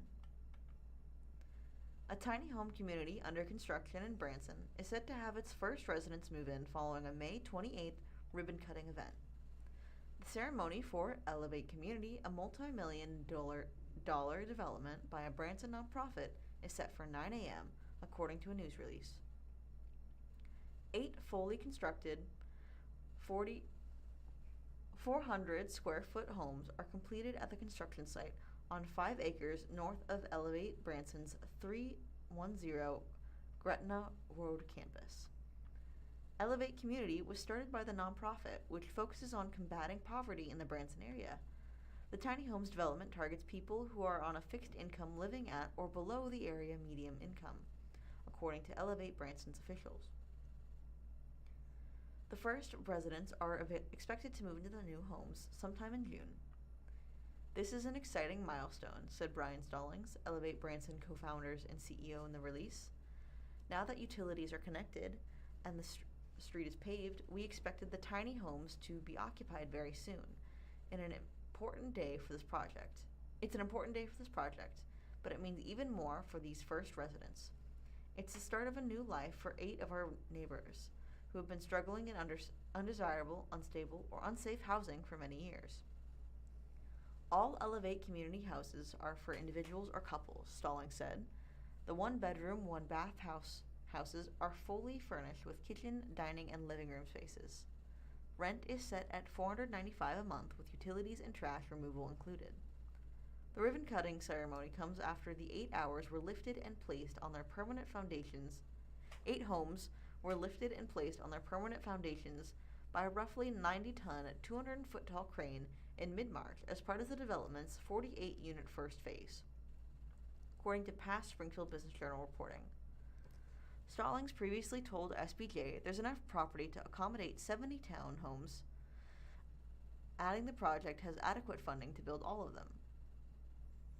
The tiny homes community offers affordable housing with access to support services such as workforce development training, mental and physical health services, transportation assistance, and children's programs available next door at Elevate Branson. Neosho-based Village Home Builders is manufacturing the houses for Elevate Community. Stallings said adding 36 of the homes are sponsored.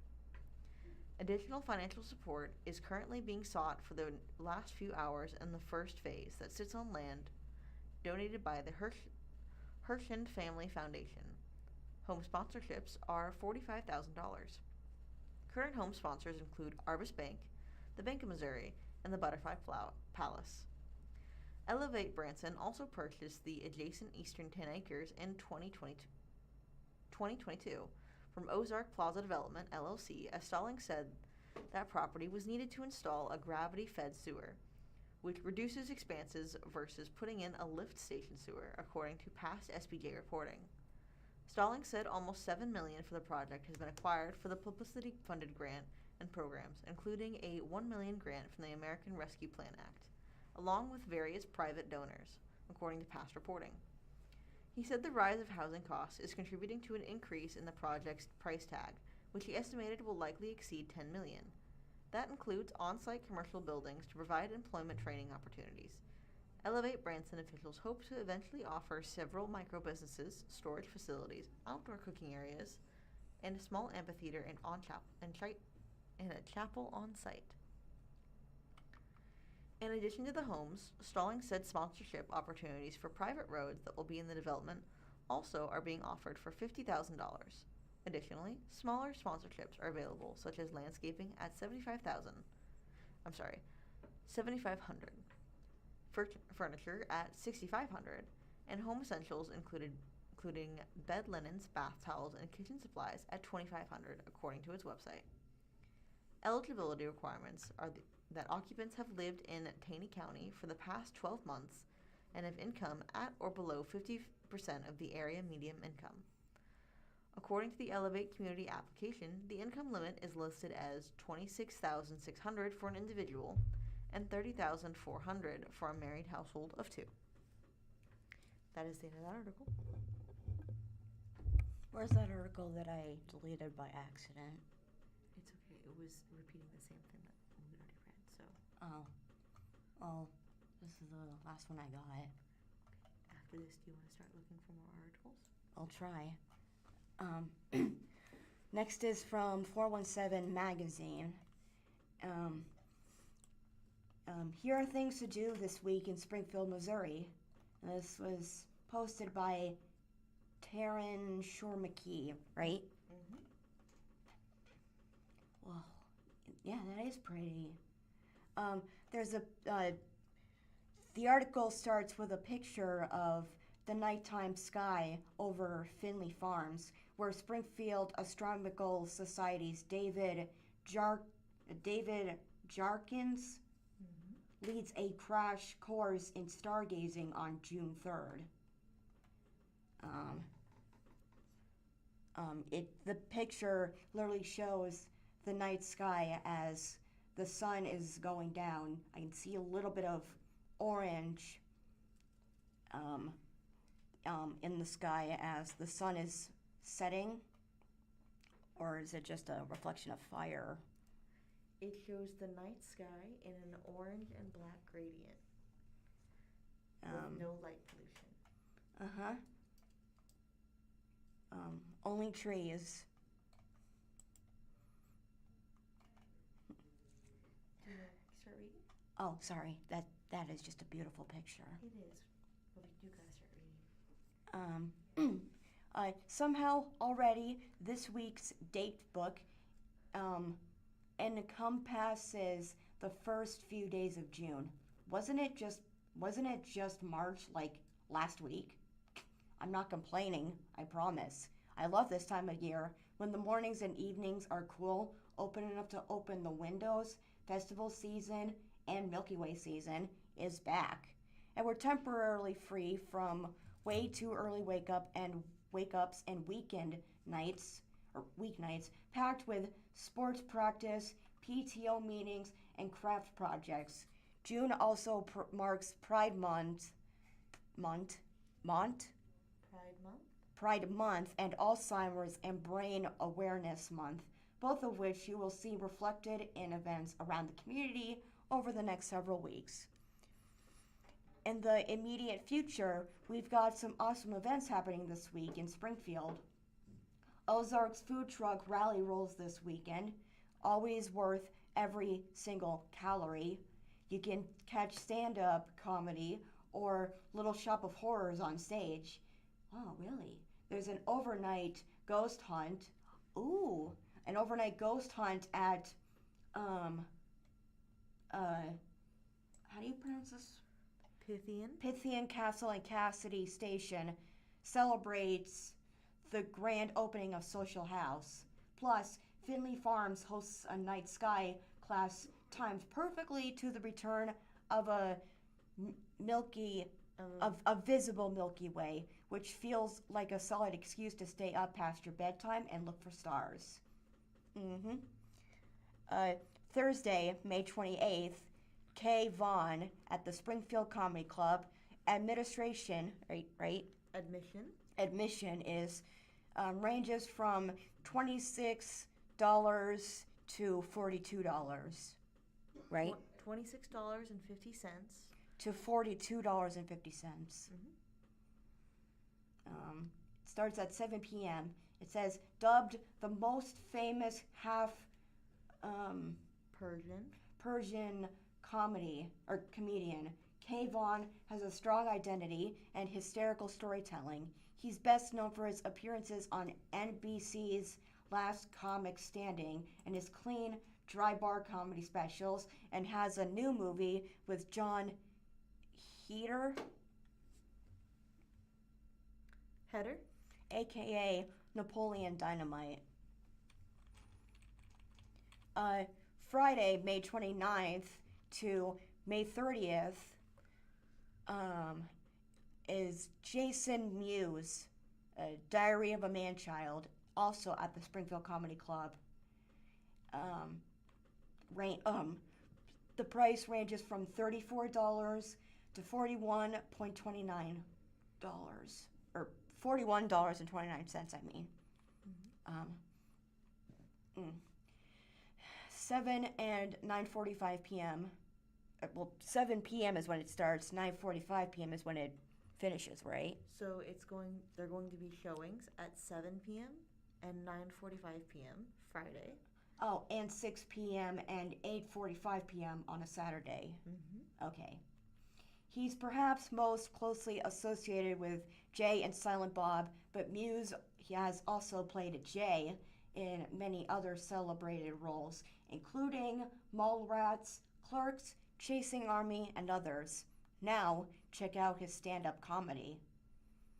Friday, May 29th to Saturday of June 27th features Little Shop of Horrors at the Lightroom Lounge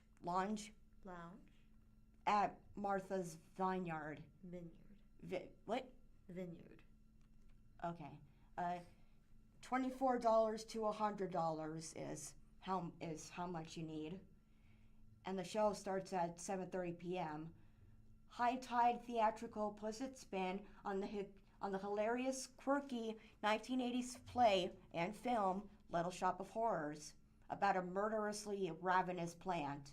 This show is rated PG-13 and will feature some excellent music. Visit the website for a complete list of dates. Feed me, Seymour. Hang on. 1, 2, 3, 4. How about we just read them? We don't need to number them. Okay, 5 things to do on May 30th. Sorry. It's okay. Ozarks Food Truck Rally at the Ozarks Empire Fairgrounds. Free to enter, plus food and drink purchases, starting at 11 a.m. to 7 p.m. Visit 20-plus local food trucks all in one place, including pizza, burgers, tacos, sweets, and more. Plus, enjoy live music and a beer garden. Bonus, guests will be the first to hear some big Ozark Empire Fair news, like who will perform this summer. There's Dirt Day at Lafayette Park. It's free to go. 10 a.m. and 2 p.m. is when it starts. Well, 10 a.m. to 2 p.m., I mean. Mm-hmm. This free garden-centric, family-friendly event hosted by the Woodlands Heights Neighbor Association in its 11th year. Comfort garden demonstrations, interactive garden art, a plant exchange, and fun kids activities like birdhouse painting and a dinosaur dig. Social house grand opening at Cassidy Station, all day. It's all day. Where 417 landers had, it says 417 landers have fallen in love with Cassidy Station seasonal markets and cheeky, over-the-top pop bars. Now you can enjoy a new aspect of the farm, the social house, opening in the former Depot building. Depot? I meant Depot, right? Yeah, you're good. It will be open all day, so you can start with coffee and transition to cocktails later on. There's a Bexy Van 2026 4x4 Brewing Company at Fremont Hills. It's $20 for adults and $10 for kids.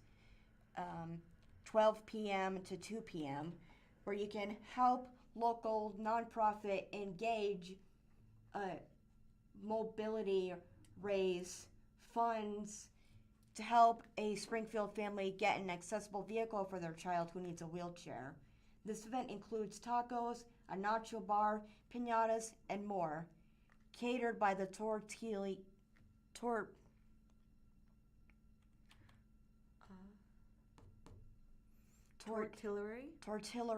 Perches and Andes. And finally, Overnight Ghost Adventure. I might want to try this one out. At Python. Pythian? Why do I keep wanting to say Python? It's okay. Okay, Pythian Castle. It's $85. 7 p.m. and 3 a.m. Ooh. 7 p.m. to 3 p.m. Oh, 7 p.m. to 3 a.m. I might want to try this out. Paranormal Task Force hosts this spooky overnight ghost investigation at the historic Pythian? Castle. The night combines historic storytelling, guided and solo ghost adventures, responsible paranormal investigation practices, and a midnight pizza party. Oh, yeah. All right. On Sunday, May 31st. That's my dad's birthday. Nice. Do you want to keep reading? Oh, he would really like this. Do you want to let the listeners know? Yes. Sunday, May 31st, also my dad's birthday. Gigs in the Garden, Annabelle Moore, Springfield Botanical Gardens. Free, but a $10 donation is suggested. Starts at 2 p.m., where Annabelle Eve performs modern folk and indie music as part of this annual spring concert series. The 21-plus crowd can enjoy beer and wine while the kids play at the nearby playground. Find the concert at The Peace through People Pavilion near the Dogwood Garden. And finally, one that I'm really excited about, June 3rd, Navigating the Night Sky at Finley's Farm, ages 10 and up, and it's $10 to go. 8:30 p.m. to 10 p.m., where you can gear up for Milky Way season with this crash course at Finley Farms. David Jarkins from the Springfield Astronomical Society will use DIY Planispheres? to teach all about the night sky, from identifying constellations to knowing when to look for them. And that's it for that article.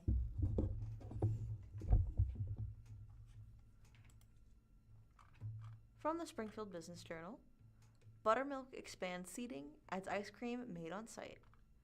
The article starts with a photo of Kyle Davis as he is leaning out of the Buttermilk Desserts and Pastries window and greeting a customer. Article written by Claudette Riley. At a walk-up window in the heart of the Roundtree neighborhood, customers can now order hand-scooped small batch ice cream, just feet from where it was made.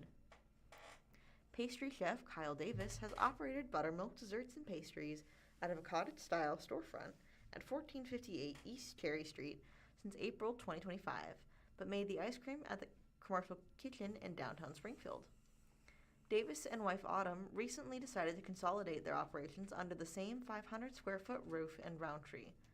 They also expanded the seating on their patio to accommodate a growing customer base. Yes, we're a business, and we would like you to buy some stuff, but we really want people to feel comfortable and be able to get a good product and it be consistent, said Kyle Davis in an interview. Autumn Davis said they can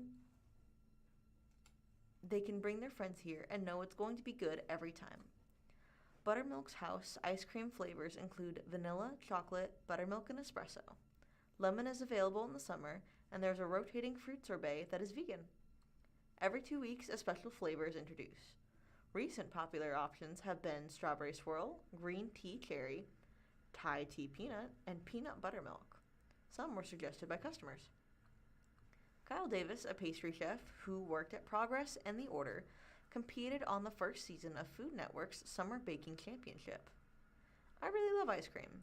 It is fun to make, it's fun to eat, it's fun to serve, he said. The couple live in Roundtree and love the location just east of Team Taco LLC and across the street from Tie and Timber Beer Co. It's very walkable, he said. The summer hours will be 2 to 10 p.m. Wednesday through Saturday. They have four part-time employees. For the first year, Buttermilk Pastries LLC shared that tight quarters with La Mere Bakery. It just recently became the sole tenant, signing a 5-year lease. The couple declined to disclose the terms of the monthly lease, saying only that it is really low overhead. The Davises say they invested $20,000 to find and install equipment that was the right size. Our goal is to not take on any debt, and so far we have been successful in that, said Autumn Davis. We invested in equipment to move to the smaller location and had to buy things very specific for the space. The couple said operating out of a one-spot simplifies their life. We're not running back and forth between locations. Everything being here is extremely helpful, she said. We can just grow the space, and that is our sole focus.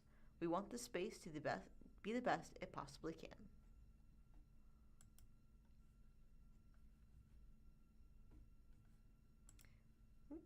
That is the end of that article.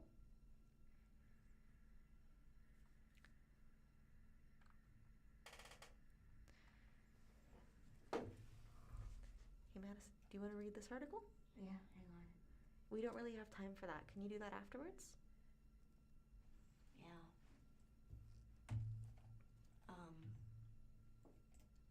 Shoot, I don't have any more to read. I know, that's why you're supposed to find one right then, but you don't have one, so it's okay. I have one pulled up right here. How about you use this one? All right.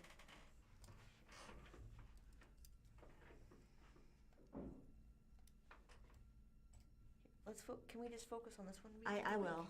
Thank you. I'll write it down when we're done. Yes, please. Springfield Daily Citizen expands access through partnership with Missouri State University Library. And this is by the Daily Citizen staff by Springfield Daily Citizen. There's a picture of someone looking at a computer, also looking at a Springfield Daily Citizen article. Students, facility, and visitors to Missouri State University's Dwayne G. Meyer Library now have direct access to Springfield Daily Citizen content on library computers and in the open access computer lab housed in Meyer. This photo was taken by Missouri State University Libraries. Since its inception in February 2022, the Springfield Daily Citizen has been on a mission to strengthen and elevate local journalism. As a digital-only platform, the Daily Citizen prides itself on delivering old-fashioned journalism in a new-fashioned way, combining timeless reporting values with modern accessibility.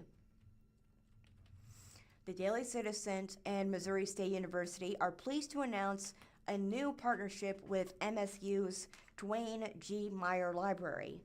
This collaboration will provide students, Faculty, and library visitors with direct access to the Daily Citizen's content on library computers and in the open access computer lab housed in Meyer. While readers generally need a subscription to get unlimited access to Daily Citizen content, this initiative ensures that the university community can freely engage with high-quality local journalism in an academic setting. The goal of this program is to support students in faculty success by providing reliable, in-depth reporting for coursework, research, and general knowledge. By removing access barriers within the library, the partners hope to foster greater awareness of local issues and encourage informed civic engagement. The agreement expands on an existing collaboration between MSU and the Daily Citizen, which is an independent nonprofit and not part of the university. In October of 2021, MSU's Board of Governors, in keeping with the university's public affairs mission, unanimously approved of a facility use agreement. providing the Daily Citizen with office space and a host of related services. The Daily Citizen is housed in MSU's Frudenberger. house. The Daily Citizen remains committed to serving as a trusted voice for the community and is proud to collaborate with Missouri State University to expand access to meaningful journalism. Free Daily Citizen newsletters, collection of the daily headlines, are available to everyone on and off campus. You can sign up through this link. It's a link at the bottom of the article that reads sgfcitizen.org/newsletters. Another slash after newsletters? Oh, okay. All right.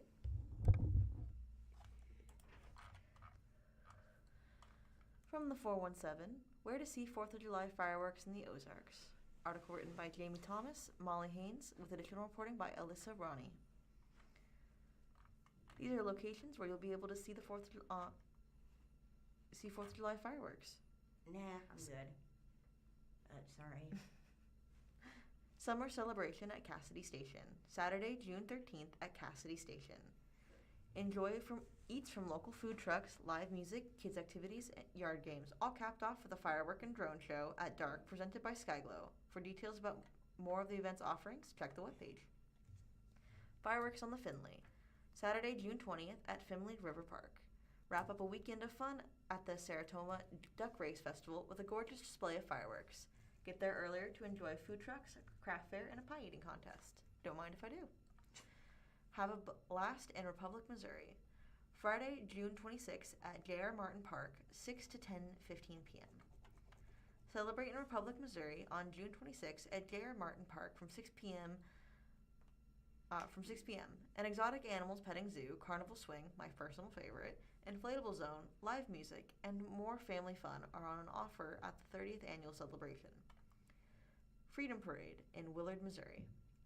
Saturday, June 27th, beginning at Willard Middle School noon. Enjoy a patriotic parade through Willard, capped off with a Freedom Fest.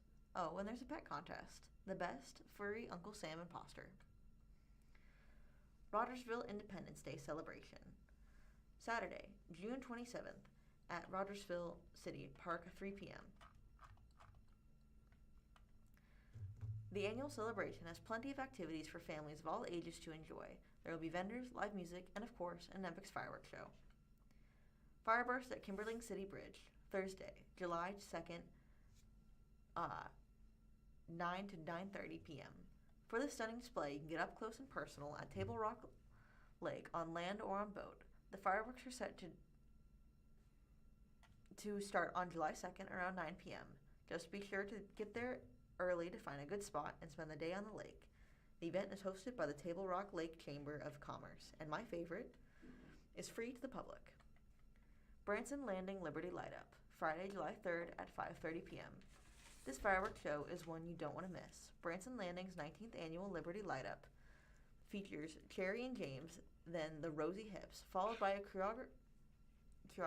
choreographed fireworks display, a personal must-see, that will fill the skies over Lake Tanya-Corno. The beer garden opens at 5:30 p.m., sponsored by Will Fisher Budweiser. July 4th weekend at Big Cedar Lodge. Saturday, July 4th at Big Cedar Lodge. Take some time to enjoy the holiday at Big Cedar Lodge, where there will be a plethora of activities. Eat good food, play games at the resort, and admire the fireworks show at the top of the rock. Thank you for listening to the Blind Community Thrift Store radio reading service. Tune in every week, Monday through Friday, on the Blind Community Thrift Store's YouTube channel at 10 a.m. for more up-to-date news from the Springfield News-Leader, Springfield Daily Citizen, Springfield Business Journal, and 417 Magazine. Listen after we are live on the Audio Reader Network at www.reader.ku.edu. All broadcasts are played over KSMU subcarrier airwaves at 67 kilohertz on 91.1 from 3 p.m. to 5 p.m. Monday through Friday. Contact Audio Reader Network for more information on receiving a pre-programmed radio. The time is 12 p.m. Okay, I'm Madison. And I'm Savannah. Have a good weekend.